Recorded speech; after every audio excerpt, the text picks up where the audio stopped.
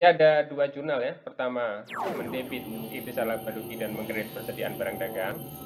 Kita ambil data yang awal berdasarkan neraca saldo. Kemudian yang kedua, mendebit persediaan barang dagang dan mengkredit.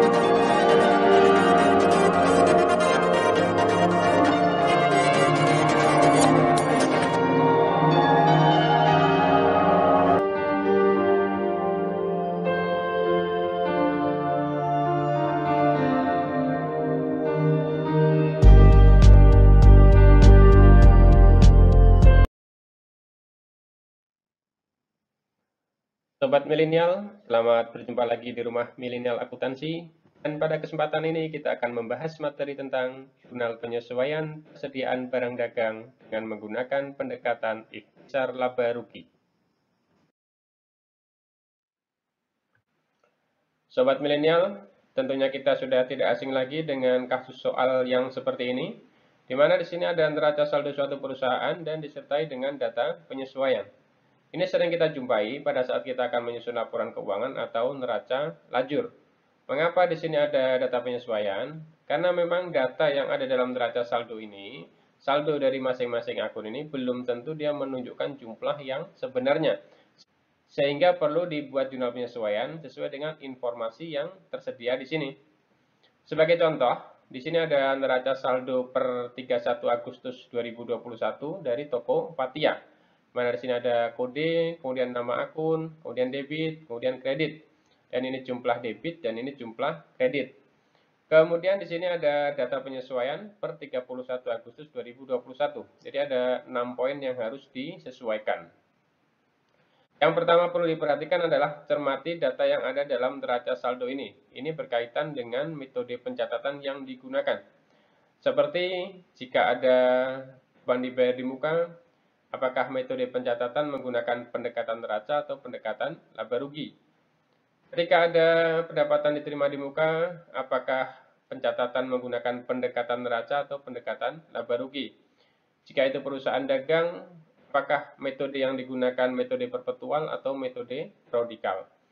Selanjutnya, pahamilah sebaik mungkin data penyesuaian yang disajikan di sini. Karena begitu kita ada kesalahan dalam membuat jurnal penyesuaian, sudah pasti nanti akan ada kesalahan dalam penyusunan laporan keuangan. Sekarang kita akan bahas satu persatu untuk penyesuaian ini. Dan pada kesempatan ini kita akan membahas tentang jurnal penyesuaian persediaan barang dagang. Dalam data penyesuaian di sini, untuk persediaan barang dagang pada poin yang pertama, ini persediaan barang dagang akhir yang ada di gudang sebesar 3.700.000. Jadi kita fokus pada poin pertama ini saja. Kita lihat di neraca saldo, di sini ada persediaan barang dagang sebesar 5 juta.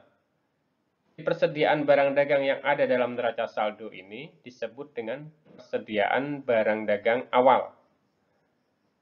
Dan persediaan barang dagang yang ada pada data penyesuaian di sini disebut persediaan barang dagang akhir.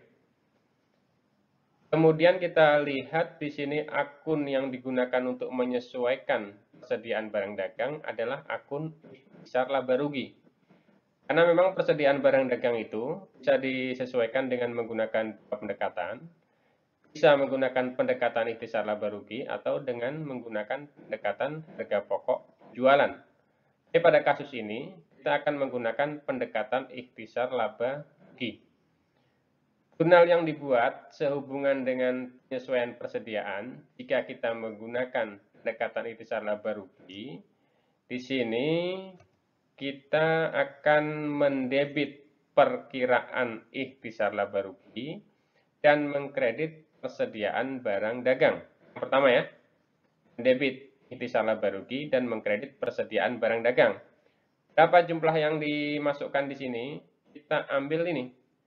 Jumlah persediaan barang dagang awal yang ada dalam neraca saldo. Kita masukkan sebesar 5 juta debit dan kredit ya.